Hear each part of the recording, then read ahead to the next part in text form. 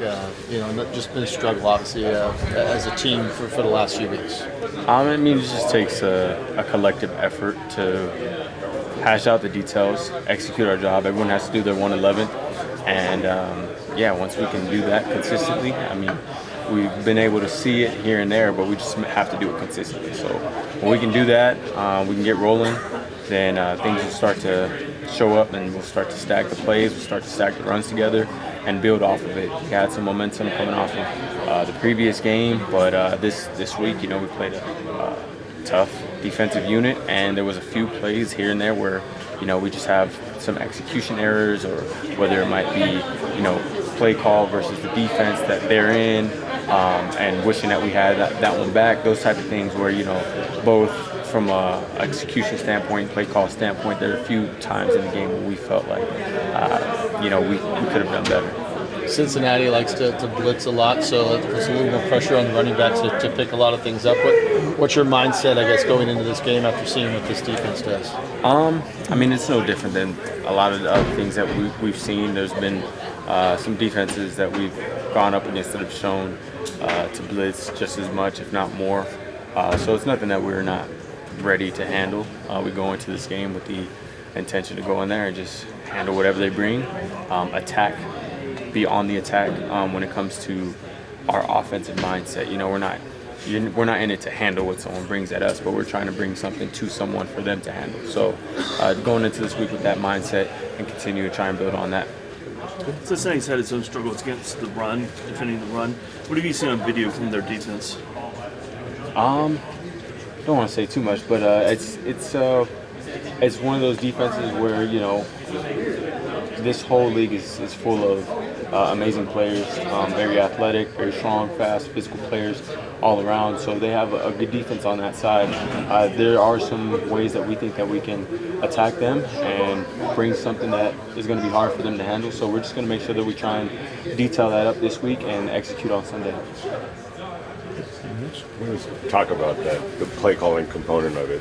I don't know, we live in a society where somebody has to be blamed for it when things aren't happening. But where do you lie on where that balance is? Was it the play call? Was it the execution? Especially when you look at the film, does that kind of tell the story? No, I mean it's a collective effort.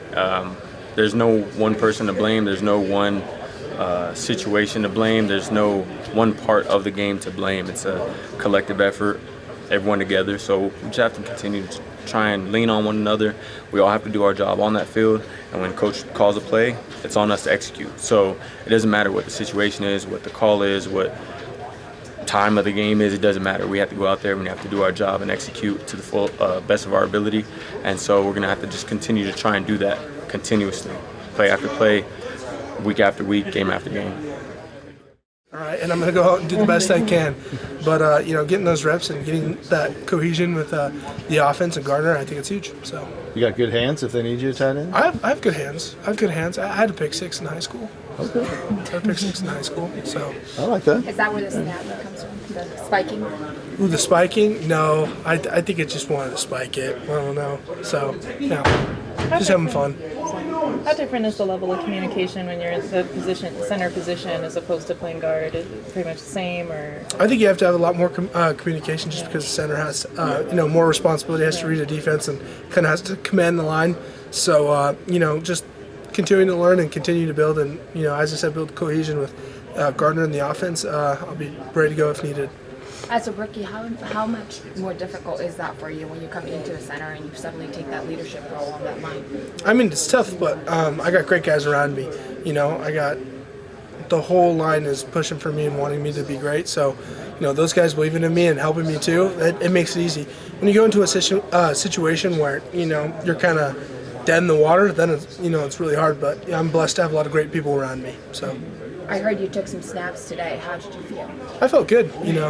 I've been taking a lot of snaps since I've been here, so definitely a learning curve, and got to get kind of on the bike again and start riding the tricycle again. But I'm just going to continue to try and get better and get 1% better every day. Were there some nerves with the first snap or two when you get thrown in there, have to slide over to center? What was that like? No, I just knew my preparation, and I just, went into the mode of, what I did in college, and just gave it 100%. If I give it 100% and, do the best I can do, I gotta let the chips fall where they may. So.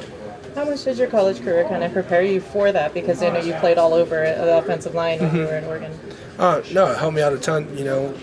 As I said, back in my day, I used to play center. Back when. Way back when. Way back when. But continuing to just lean on that and lean on the preparation I had there, and definitely helping getting back in the swing of things, because you have to do that every year, and you have a little break and then you got to start snapping again. There's a little bit of hiccups, but you're gonna get it down. You just gotta keep going. So.